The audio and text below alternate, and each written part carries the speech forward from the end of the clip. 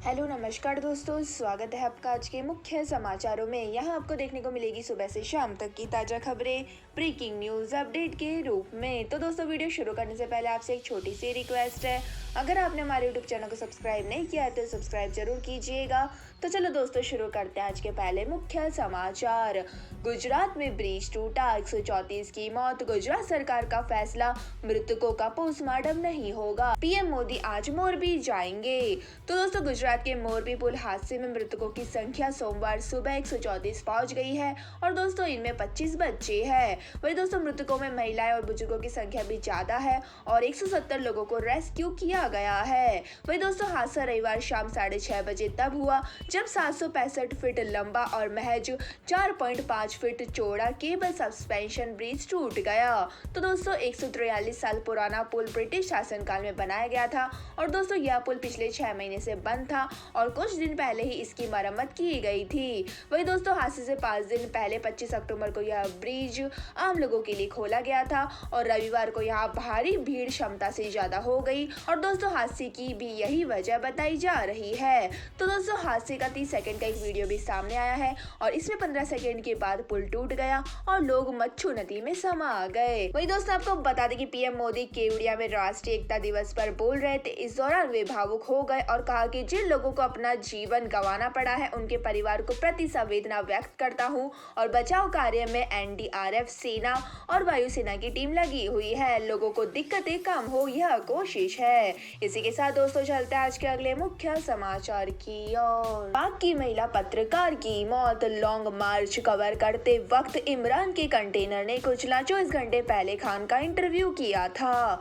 तो दोस्तों, शहबाज शरीफ सरकार से इस्तीफे की मांग को लेकर लॉन्ग मार्च पर निकले पाकिस्तान के पूर्व प्रधानमंत्री इमरान खान के काफिले ने रविवार को एक महिला पत्रकार की जान ले ली है।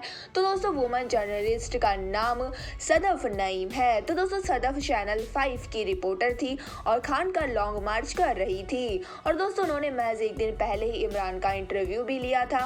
तो दोस्तों, रिपोर्ट के मुताबिक आपको बता दें कि सदफ इमरान के कंटेनर पर ही सवार थी और वहां मौजूद लोगों में से किसी ने उन्हें धक्का मार दिया और सदफ कंटेनर से नीचे गिर गई। वही दोस्तों, इस दौरान कंटेनर का पहिया उनकी गर्दन के ऊपर से निकल गया और नईम की मौके पर ही मौत हो गई है। तो दोस्तों, इसी के साथ आपको बता दें कि मई में भी इमरान ने लॉन्ग मार्च निकाला था और उस दौरान जबरदस्त हिंसा हुई थी और उस मार्च का ऐलान करते वक्त इमरान ने कहा था कि मैं साफ कर देना चाहता हूं कि मैं सियासत नहीं, जिहाद करने के लिए निकला हूं। सरकार को 6 दिन का वक्त दिया है। अगर उन्होंने चुनाव की तारीखों का ऐलान नहीं किया तो हम फिर से इस्लामाबाद पहुंचेंगे और इस बार तब तक नहीं लौटेंगे जब तक चुनाव की तारीखों का ऐलान नहीं किया जाता है।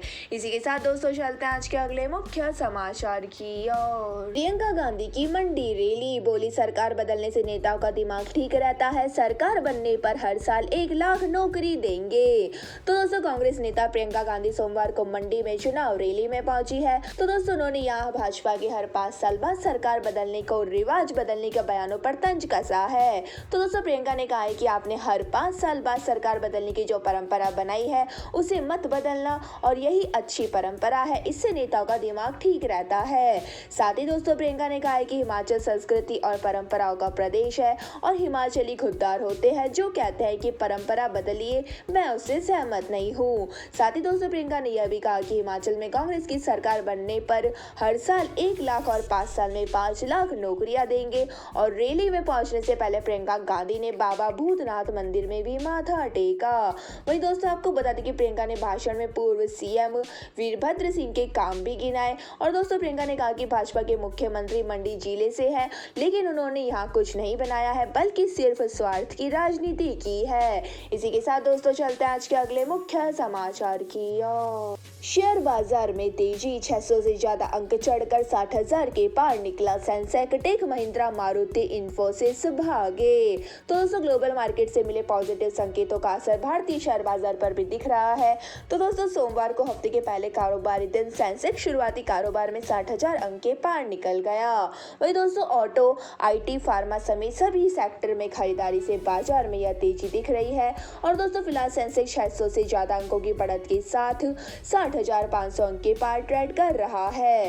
वही दोस्तों निफ्टी भी 170 अंकों से ज्यादा चढ़कर 17,950 के पार कारोबार कर रहा है। तो दोस्तों आपको बता दें कि सेंसेक्स के लगभग सभी शहरों में तेजी है और टेक महिंद्रा, मारुति, इंफोसिस 2% से ज्यादा की तेजी के साथ कारोबार कर रहे हैं। और दोस्तों टाटा स्टील और एनटीपीसी में मामूली सी गिरावट है।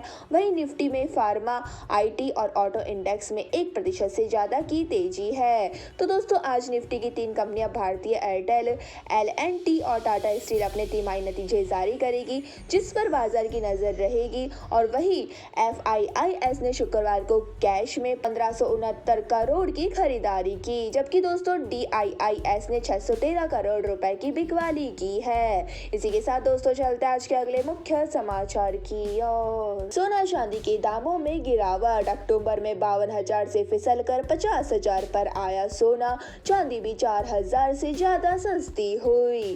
तो दोस्तों सराफा बाजार में सोमवार को सोने की कीमत में गिरावट देखने को मिल रही है। और दोस्तों IBJ की वेबसाइट के मुताबिक 31 अक्टूबर को सराफा बाजार में सोना 201 रुपए सस्ता होकर 50,301 रुपए पर आ गया है। वही दोस्तों इस महीने की शुरुआत में सोना 52,000 के पार पहुंच गया था, जो अब फिसलकर 50,000 के करीब आ गया है। वही दोस्तों अगर चांदी की बात करें तो इसमें आज गिरावट देखने को मिल रही है। तो दोस्तों सराफा बाजार में यह 377 रुपए सस्ती होकर 57,042 रुपए प्रति किलोग्राम पर पहुंच गई है। वही दोस्तों इस महीने की शुरुआत में चांदी 61,000 के ऊपर थी, यानी दोस्तों इसकी कीमत में अक्टूबर में ही 4,000 से ज्यादा की गिरावट आई थी। इसी के साथ दोस्तों चलते हैं आज के अगले मुख्य समाचार की ओर। 3 साल बाद इंडिया आ रही है प्रियंका, बोर्डिंग पास की फोटो शेयर कर जताई खुशी, लिखा फाइनली मैं घर आ रही हूँ। तो दोस्तों प्रियंका ने सोशल मीडिया पर बोर्डिंग पास की फोटो शेयर करते हुए लिखा फाइनली मैं घर जा रही हूँ लगभग 3 सालों बाद। तो दोस्तों बता दें कि एक्टर पहले अप्रैल में इंडिया आने वाली थी, लेकिन किसी कारण से उन्हें प्लान कैंसिल करना पड़ा था। और दोस्तों कोरोना काल के बाद यह प्रियंका की पहली ट्रिप है, जिसमें उनके साथ उनकी बेटी मालती भी पहली बार इंडिया आ रही है। तो दोस्तों आपको बता दें कि प्रियंका ने बताया है कि अप्रैल में मैं वैकेशन पर थी, लेकिन उनका मन हमेशा से इंडिया जाने का था। और प्रियंका कहती है कि भारत में हर राज्य की अपनी भाषा, अपने कपड़े और अपना लिखने का तरीका और तरह तरह की छुट्टियां हैं। जैसे ही आप किसी राज्य का बॉर्डर क्रॉस करते हैं, वैसे ही किसी नए देश में पहुंच जाते हैं। और मैं भी जब घर जाती हूँ तो समय लेकर जाती हूँ, ताकि मुझे घूमने और छुट्टियां मनाने का समय मिल सके।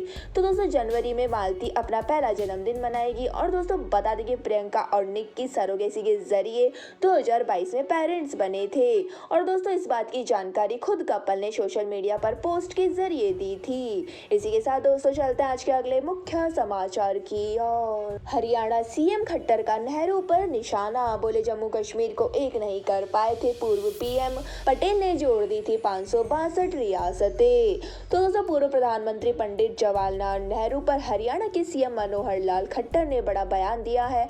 तो दोस्तों CM ने कहा कि पूर्व PM जवाहरलाल नेहरू को जम्मू कश्मीर रियासतों को एक साथ जोड़ने का काम दिया गया था, लेकिन वह इसे पूरा नहीं कर पाए। और जबकि सरदार वल्लभ भाई पटेल ने 562 रियासतों को एक साथ सफलतापूर्वक जोड़ दिया था। तो दोस्तों मुख्यमंत्री सिविल सचिवालय में राष्ट्रीय एकता के प्रतीक वल्लभ भाई पटेल की जयंती पर चंडीगढ़ में बतौर मुख्य अतिथि शामिल हुए। वही दोस्तों CM मनोहर लाल ने कहा कि सरदार पटेल का अधूरा काम अब प्रधानमंत्री नरेंद्र मोदी जी करेंगे। और दोस्तों उन्होंने कहा कि अभी धारा 370 को खत्म कर जम्मू कश्मीर देश का अभिन्न अंग बनाने का काम किया है। और उन्हीं की प्रेरणा से आज के दिन को पूरे देश में राष्ट्रीय एकता दिवस के रूप में मनाया जाता है। साथ ही दोस्तों CM ने अधिकारियों और कर्मचारियों को देश की एकता और अखंडता की शपथ दिलवाई। और दोस्तों राष्ट्रीय एकता दिवस के मौके पर हरियाणा के अतिरिक्त पुलिस महानिदेशक डॉक्टर AS चावला ने पुलिस मुख्यालय में ऑफिसरों को राष्ट्रीय एकता की शपथ दिलाई। इसी के साथ दोस्तों चलते हैं आज के अगले मुख्य समाचार की ओर। दिल्ली महिला आयोग चेयरपर्सन को डेरे का जवाब, राम रहीम के खिलाफ साजिश रची जा रही, मालीवाल ने धमकाने का आरोप लगाया था। तो दोस्तों डेरा सच्चा सौदा मैनेजमेंट ने दिल्ली महिला आयोग की चेयरपर्सन स्वाति मालीवाल को जवाब दिया है। तो दोस्तों डेरे का कहना है कि डेरा मुखी राम रहीम के किसी अनुयायी ने मालीवाल को धमकी नहीं दी है और कुछ लोग डेरा सच्चा सौदा और डेरा मुखी राम रहीम को बदनाम करने की साजिश रच रहे हैं। तो दोस्तों डेरा श्रद्धालु के किसी को धमकी देने की बात बिल्कुल गलत है। डेरा डेरा प्रेमियों ने किसी को भी कुछ नहीं कहा। अगर कोई असामाजिक तत्व ऐसा कर रहे हैं तो हम प्रशासन से मांग करते हैं कि ऐसे लोगों की उच्च स्तरीय जांच करवाकर सख्त से सख्त कार्रवाई की जाए। तो दोस्तों, डेरा सच्चा सौदा के प्रवक्ता जितेंद्र खुराना का कहना है कि डेरा प्रमुख द्वारा महिला उत्थान के लिए कई कार्य किए गए हैं। वह चाहे कन्या भ्रूण हत्या को रोकना हो या फिर दहेज प्रथा जैसी बुराइयों को समाज से दूर भगाना हो, और डेरे के श्रद्धालु कुछ ऐसा काम करना तो दूर सोच भी नहीं सकते। और यह तो असामाजिक तत्वों द्वारा डेरा व डेरा प्रमुख की छवि को खराब करने की साजिश रची जा रही है, जिसकी डेरा सच्चा सौदा घोर निंदा करता है। इसी के साथ दोस्तों, चलते हैं आज के अगले मुख्य समाचार की ओर। फिलीपींस में तूफान पैग कहर बरसा रहा, 100 से ज्यादा लोगों की मौत, करीब 4000 घर तबाह। तो दोस्तों, फिलीपींस में तूफान पैग कहर बरसा रहा है। इसके चलते यहाँ भारी बारिश हो रही है और दोस्तों, कई राज्यों में भूस्खलन की घटनाएं सामने आई है। वही भारी बारिश की वजह से बाढ़ भी आ गई है।